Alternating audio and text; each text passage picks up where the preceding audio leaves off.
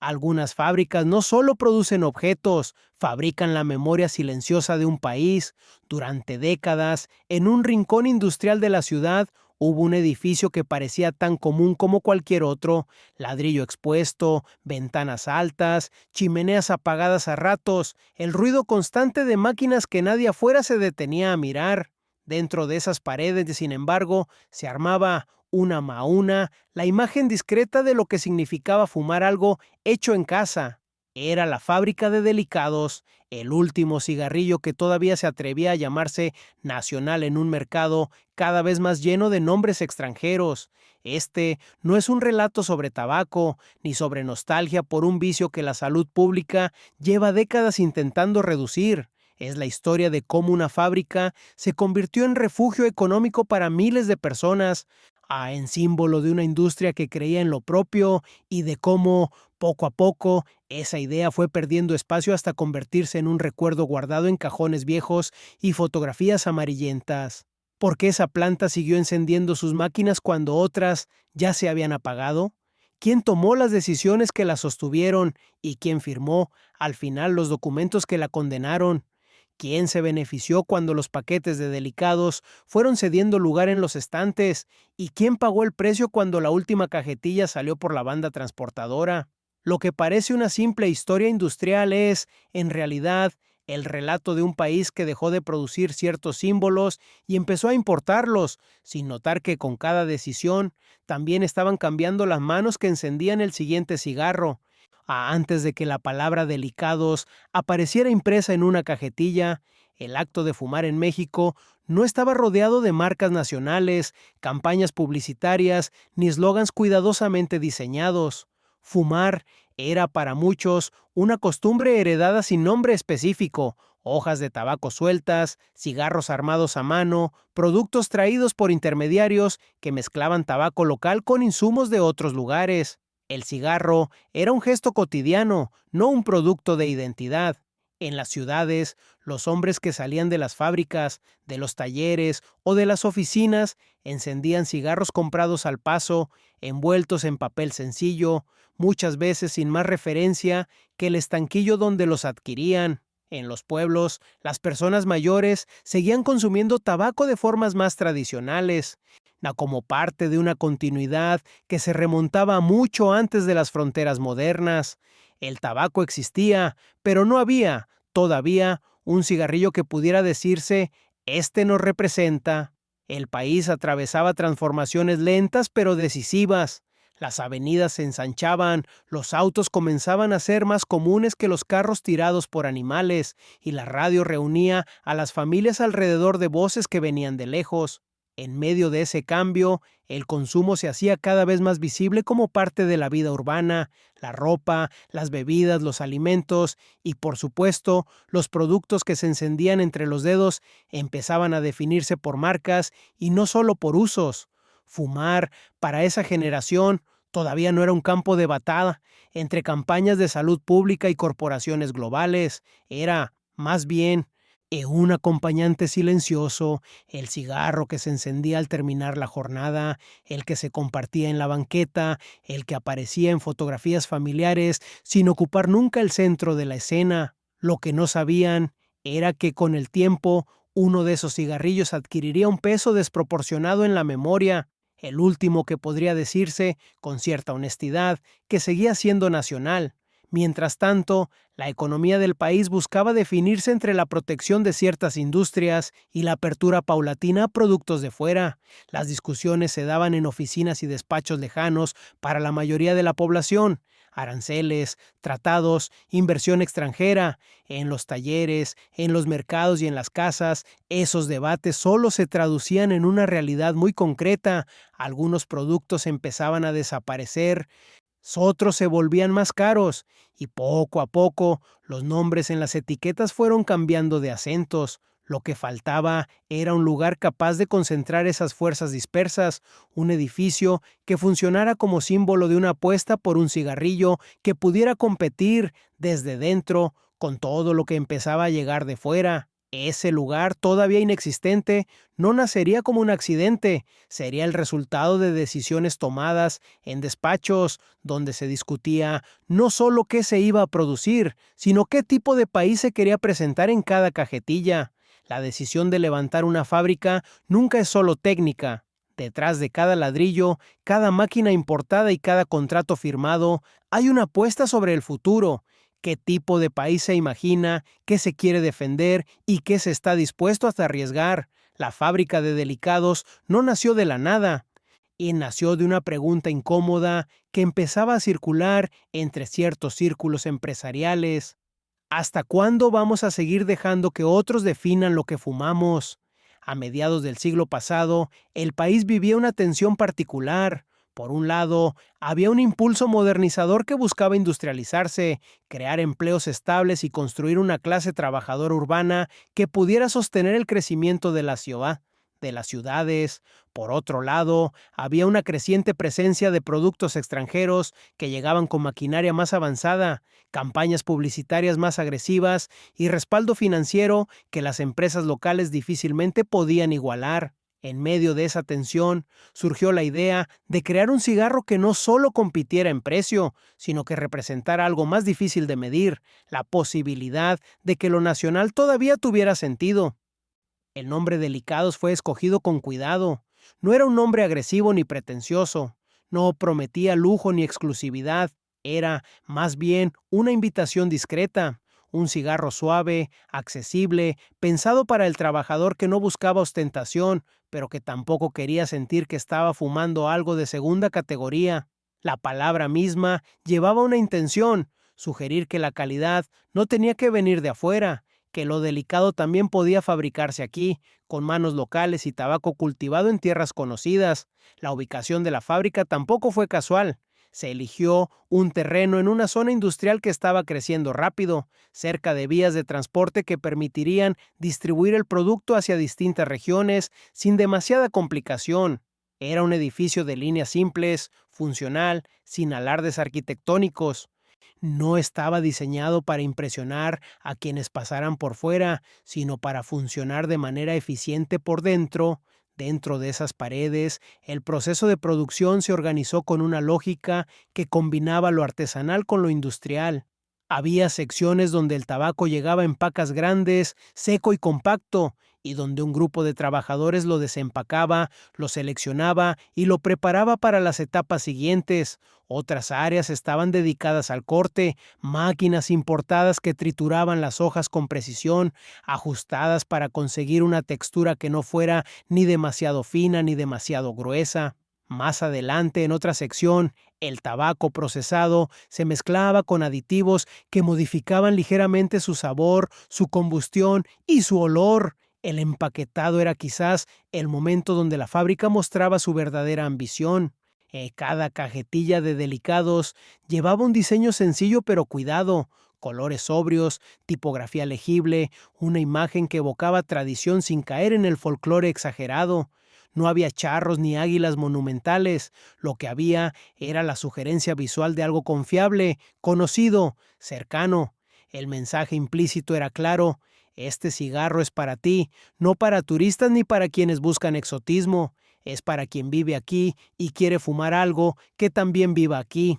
Los primeros años de operación fueron difíciles, pero no tanto como para detener el proyecto. La competencia era feroz, marcas extranjeras con décadas de experiencia, redes de distribución ya establecidas y presupuestos publicitarios enormes. Delicados no tenía nada de eso. Lo que tenía era un precio accesible, en una red de pequeños distribuidores locales dispuestos a darle espacio en sus estanterías y, sobre todo, un argumento que empezaba a resonar entre ciertos consumidores: es nuestro.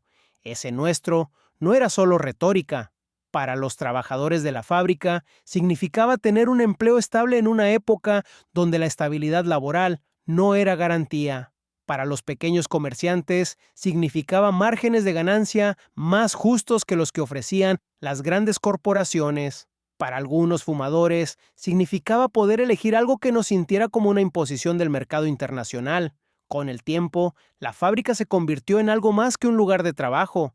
Se convirtió en un punto de referencia en el barrio. La gente sabía que ahí adentro se fabricaba delicados, y eso generaba una especie de orgullo discreto.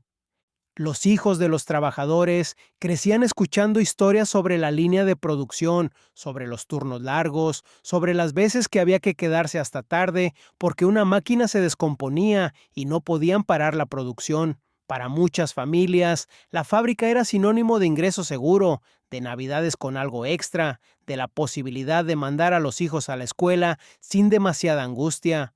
Hubo un periodo, breve pero intenso, en el que la fábrica de delicados dejó de ser solo una apuesta industrial para convertirse en algo cercano a un éxito. No fue un éxito espectacular, de los que aparecen en portadas de periódicos económicos, fue un éxito más modesto, el éxito de ver las cajetillas en todos los estanquillos, de escuchar a la gente pedir un delicado sin tener que explicar qué era, a ella de saber que la fábrica empleaba a más de 1,000 personas y que esas personas sostenían a sus familias con ese salario. Durante esos años, la producción alcanzó niveles que nadie había previsto al inicio. Las máquinas funcionaban en turnos continuos. El personal de mantenimiento apenas daba abasto para reparar lo que se descomponía, y los camiones de distribución salían cargados cada mañana hacia distintos puntos del país. En las tiendas de barrio, los dueños empezaron a notar que Delicados se vendía casi tan rápido como las marcas extranjeras más establecidas. El perfil del fumador de Delicados era predecible. Eran trabajadores urbanos, empleados de oficina, obreros de otras fábricas, choferes de transporte público, pequeños comerciantes, gente que fumaba por costumbre, no por placer sofisticado.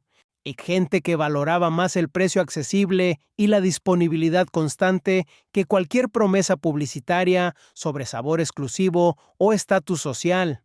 Dentro de la fábrica, el ambiente también cambió. Ya no era solo un lugar de trabajo, se había convertido en una comunidad. Los trabajadores más antiguos entrenaban a los nuevos, les enseñaban los trucos para que las máquinas no se atascaran, les explicaban cómo detectar cuando el tabaco venía con demasiada humedad o cuando el papel de las cajetillas no sellaba bien.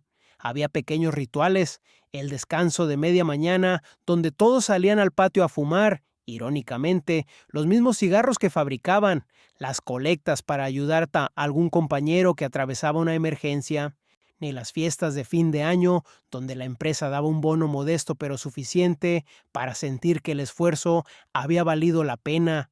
Pero mientras la fábrica disfrutaba de ese momento de relativa prosperidad, el contexto económico del país empezaba a moverse en otra dirección. Las políticas de sustitución de importaciones, que habían protegido a industrias como la tabacalera durante décadas, comenzaban a ser cuestionadas. En los círculos académicos y en las oficinas de gobierno se discutía cada vez más abiertamente sobre la necesidad de abrir el mercado, de permitir que la competencia internacional entrara sin tantas restricciones, de modernizar la economía, eliminando las barreras que, según algunos, solo protegían ineficiencias. Esos debates no llegaban, al menos no de forma clara, a los trabajadores de la fábrica. Lo que ellos veían eran otras señales. Los distribuidores empezaban a quejarse de que las grandes cadenas comerciales preferían dar espacio en sus estantes a las marcas extranjeras, que pagaban mejor por la visibilidad. Los precios de algunos insumos importados necesarios para la producción comenzaban a subir sin explicación clara. Las regulaciones sanitarias, que antes se aplicaban de manera laxa, de repente se volvían más estrictas, exigiendo certificaciones y estudios que costaban dinero y tiempo. No eran golpes mortales, eran más bien pequeñas erosiones. Cada una, por sí sola, parecía manejable, pero sumadas, empezaban a pintar un panorama incómodo. El espacio que Delicados había conquistado con tanto esfuerzo comenzaba a estrecharse. Hubo un momento, difícil de ubicar con precisión, en el que la atmósfera dentro de la fábrica cambió. No fue un cambio dramático, sino algo más sutil. Las conversaciones en los descansos dejaron de ser sobre planes a futuro y empezaron a girar más en torno a rumores, que si iban a reducir turnos, que si iban a vender la fábrica, que si los dueños ya estaban negociando con alguna empresa extranjera. El momento dorado de Delicados, si es que alguna vez existió de verdad, estaba llegando a su fin, no con estruendo, no con un anuncio oficial, sino con el desgaste lento de quien ve cómo las circunstancias, una tras otra, se vuelven cada vez más difíciles de manejar. Las decisiones que cambian el destino de cientos de personas rara vez se toman en los lugares donde esas personas trabajan. Se toman en oficinas con aire acondicionado, en salones de juntas con mesas largas de madera pulida, en reuniones donde se habla de cifras, proyecciones y estrategias de mercado. La fábrica de Delicados no fue la excepción. Para mediados de los años 90, el país había entrado de lleno en una nueva etapa económica. Los tratados comerciales que abrían las fronteras ya no eran proyectos debatidos sino realidades firmadas. La retórica oficial hablaba de modernización, de competitividad, de insertarse en la economía global. En ese discurso, las industrias que no pudieran adaptarse rápido quedaban marcadas como lastres del pasado. Las grandes corporaciones internacionales ya llevaban años observando el mercado mexicano con interés. No era un mercado pequeño, millones de fumadores, consumo constante, poca regulación sanitaria agresiva todavía, pero hasta ese momento, las barreras arancelarias y ciertas protecciones legales habían hecho difícil entrar con toda su fuerza. Ahora, con las nuevas reglas del juego, esas barreras empezaban a caer. Los dueños de la fábrica de Delicados se vieron enfrentados a una situación que no tenían cómo resolver solos. Por un lado, la competencia se había vuelto brutal. Marcas extranjeras que podían vender a precios más bajos porque producían en volúmenes masivos, que invertían fortunas en publicidad y que tenían acceso a canales de distribución que Delicados jamás podría pagar. Por otro lado, los costos de operación no dejaban de subir. Hubo intentos de buscar aliados. Se exploraron posibles fusiones con otras fábricas nacionales que enfrentaban problemas similares.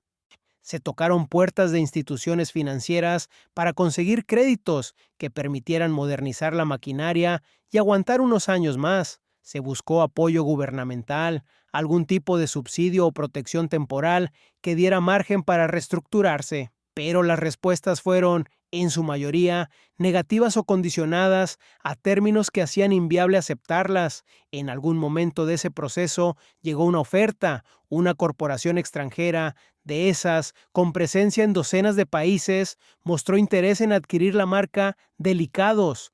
No la fábrica completa, solo la marca, el nombre, el diseño de la cajetilla, los derechos de producción. La propuesta era clara.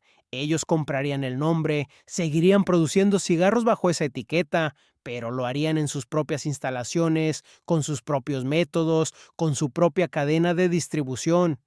La fábrica como tal ya no sería necesaria. Para los dueños la decisión fue devastadora.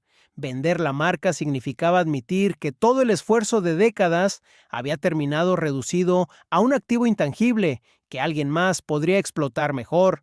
Significaba cerrar la fábrica, despedir a los trabajadores, desmantelar las máquinas y dejar que un edificio que había sido símbolo de resistencia industrial se convirtiera en otra ruina más del paisaje urbano.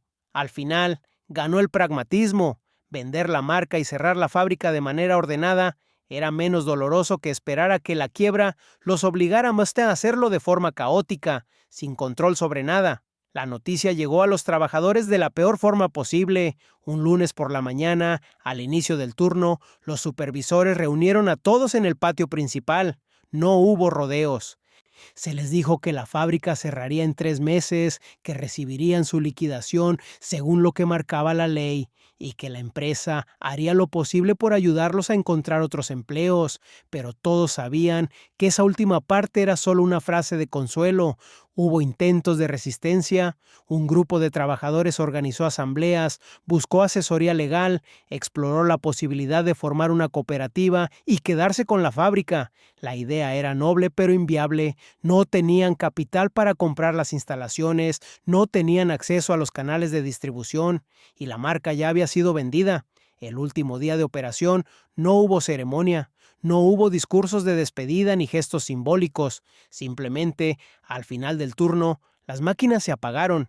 Los trabajadores recogieron sus cosas, entregaron sus herramientas y salieron por la puerta sabiendo que no volverían. La fábrica quedó vacía, las máquinas desmanteladas, los espacios de trabajo cubiertos de polvo y el nombre de Delicados, ese que había sido construido con tanto esfuerzo, ahora pertenecía a una corporación que lo usaría como quisiera, sin ninguna obligación de recordar qué había significado para quienes lo habían hecho posible. Cuando una fábrica cierra, no desaparece de inmediato. El edificio sigue ahí, con sus paredes manchadas, sus ventanas rotas con el tiempo, su fachada que empieza a desteñirse bajo el sol y la lluvia. Lo que desaparece es otra cosa, la rutina, el propósito, la vida que se movía adentro. Para los trabajadores de Delicados, los meses posteriores al cierre fueron un proceso de adaptación forzada. Ni la liquidación que recibieron fue suficiente para algunos meses de gastos básicos, pero no era una solución a largo plazo. La mayoría salió a buscar empleo de inmediato, pero lo que encontraron fue un mercado laboral hostil. Demasiados candidatos para muy pocos puestos, sueldos más bajos que los que tenían antes, trabajos temporales sin prestaciones. Los más jóvenes tuvieron algo más de suerte. Pudieron reorientarse hacia otros sectores, aceptar trabajos en almacenes, en talleres mecánicos, en comercios. Para los trabajadores mayores, los que llevaban 20, 30 años ahí, la situación fue mucho más difícil. Habían pasado la mayor parte de su vida adulta en ese lugar, haciendo el mismo tipo de trabajo, perfeccionando habilidades que ahora no servían en ningún otro lado. Las familias también sintieron el golpe. Los hijos que estaban estudiando tuvieron que abandonar la escuela para trabajar. Las esposas que se habían dedicado al hogar salieron a buscar empleo como empleadas domésticas, en cocinas de restaurantes, en lo que fuera. Los planes de comprar una casa, de mejorar las condiciones de vida, de tener un futuro más cómodo, se fueron desvaneciendo. Mientras tanto, la marca Delicado seguía existiendo. La corporación que la había comprado continuó produciendo cigarros con ese nombre, pero ya no eran los mismos. El tabaco venía de otras plantaciones, el proceso de fabricación era distinto y el empaquetado, aunque mantenía ciertos elementos del diseño original, había sido modernizado. Para los consumidores nuevos, esos cambios eran irrelevantes. Para los fumadores antiguos, el cigarro ya no sabía igual. El edificio de la fábrica quedó abandonado durante años. Se convirtió en un punto de referencia del deterioro urbano, un cascarón vacío en medio de una zona industrial que también había visto días mejores. Las ventanas fueron saqueadas, las puertas forzadas y poco a poco el interior se llenó de basura, grafiti y escombros. Hubo propuestas de demolerlo, de convertirlo en algo útil, pero ninguna llegó a concretarse. El edificio siguió ahí, como un recordatorio silencioso de lo que alguna vez había sido. En el barrio donde estaba la fábrica, el impacto económico fue evidente. Los comercios que dependían del flujo de trabajadores empezaron a cerrar. Las fondas que vendían comida a la hora del almuerzo perdieron clientes. El tráfico de personas disminuyó y con eso el barrio empezó a sentirse más vacío, más gris, más olvidado. No hubo villanos claros en esta historia, solo un sistema que había cambiado las reglas y una fábrica que no pudo adaptarse a tiempo. La decisión de cerrar no fue tomada por crueldad, sino por imposibilidad, pero eso no hizo menos real el dolor de quienes perdieron su empleo, ni menos profundo el vacío que dejó un edificio que alguna vez había sido símbolo de que lo propio todavía era posible. La corporación que compró la marca Delicados ganó un activo valioso, un nombre reconocido, una base de consumidores leales, una posición en el mercado. Lo integraron a su portafolio global sin dificultad. Para ellos fue una transacción más eficiente y rentable. Los consumidores en su mayoría no notaron gran diferencia. Siguieron comprando Delicados en los estanquillos y sin saber que lo que fumaban ya no tenía nada que ver con lo que alguna vez había salido de esa fábrica. El nombre seguía igual, la cajetilla se parecía y eso era suficiente. Los perdedores fueron más fáciles de identificar, los trabajadores que perdieron sus empleos y nunca recuperaron el nivel de vida que tenían, las familias que vieron truncados sus planes, el barrio que quedó más vacío y más pobre, y algo más difuso pero igualmente real. La idea de que todavía era posible construir y sostener algo propio en medio de un mercado dominado por fuerzas que venían de afuera. La fábrica de Delicados no fue la única que cerró en esos años.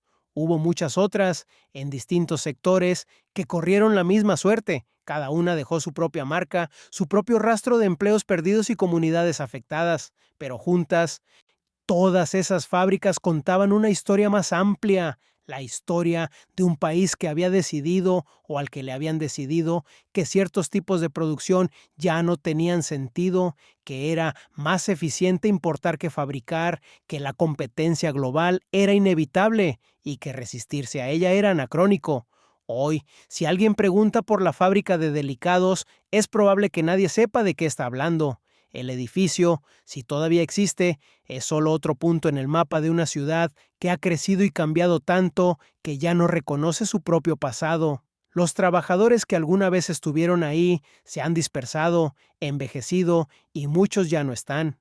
Los fumadores jóvenes que compran Delicados no saben que ese nombre alguna vez significó algo más que un producto en un estante, pero en algún lugar, en un cajón olvidado, mas en una fotografía descolorida, en la memoria de alguien que todavía recuerda, sigue existiendo la imagen de esa fábrica funcionando, las máquinas encendidas, el olor a tabaco fresco, las voces de los trabajadores cruzándose entre el ruido constante, las cajetillas saliendo una tras otra por la banda transportadora, cada una llevando consigo la promesa de que lo nacional todavía tenía sentido. Ese último cigarro, el que salió de la fábrica antes de que las máquinas se apagaran para siempre, no fue diferente a los millones que lo precedieron, pero cargaba con algo que los demás no, el peso de ser el último de una línea de producción que no volvería a encenderse, el último producto de manos que ya no tendrían trabajo, el último símbolo de una apuesta que al final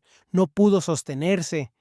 Y quizás eso sea lo más significativo de esta historia, no que la fábrica haya cerrado, sino que su cierre fue tratado como algo inevitable, natural, parte de un proceso más grande que nadie podía detener, como si no hubiera habido alternativas, como si las decisiones que llevaron a ese final hubieran sido técnicas, neutrales, libres de consecuencias humanas. Pero las fábricas no cierran solas, las cierran personas que toman decisiones en oficinas lejanas, que firman documentos, que calculan márgenes de ganancia y pérdida sin tener que ver las caras de quienes quedarán sin empleo. Y cuando esas fábricas desaparecen, no solo se pierde producción, se pierde comunidad, estabilidad, memoria, se pierde la posibilidad de imaginar un futuro donde lo propio todavía tenga lugar. La historia de la fábrica de Delicados es, al final, una historia sobre elecciones, sobre qué tipo de país se elige construir, qué se decide proteger y qué se está dispuesto a sacrificar en nombre del progreso, y sobre quién paga el precio de esas elecciones cuando años después lo único que queda es un edificio vacío, un nombre en una cajetilla producida en otro lugar, y el recuerdo difuso de que alguna vez, en algún momento, hubo un cigarro que todavía podía llamarse nuestro.